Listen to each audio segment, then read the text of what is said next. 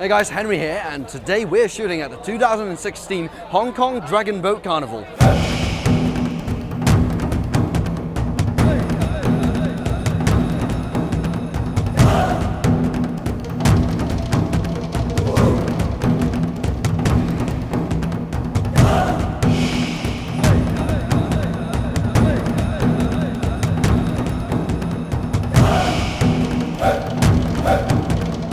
Today is actually the first time I've ever experienced the Hong Kong Dragon Boat Festival. Right next to it, at the same time happening, we've got a San Miguel Beer Festival.